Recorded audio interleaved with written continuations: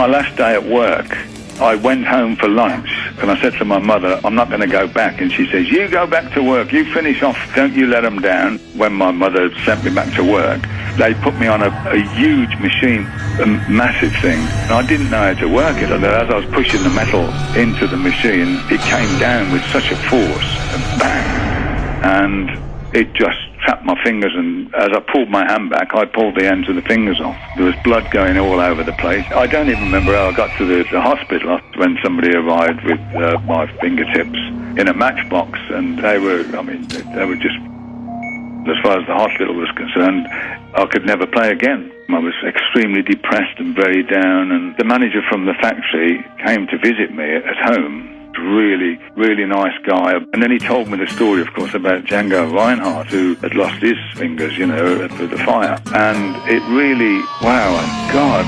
And it really inspired me to really get on with it and start trying to play, because my fingers were so sensitive and painful that I got a washing up bottle and I melted it down into a ball, and then I'd sit there with this big ball on my finger of plastic. It was very difficult because you couldn't feel the strings. The strings they made in them days were very heavy, and certainly very heavy for me. I made my own sets up, and then I dropped the gauge down to make a light set of strings, and in fact that was the first official light gauge string ever made.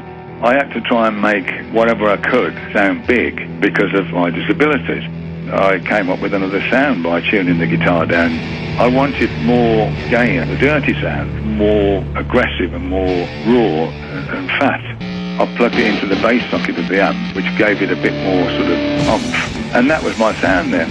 Of course, losing my fingertips was devastating, but in hindsight, it created something. It made me invent a new sound and a different style of playing and a different sort of music. So really, it turned out to be a good thing off a bad thing.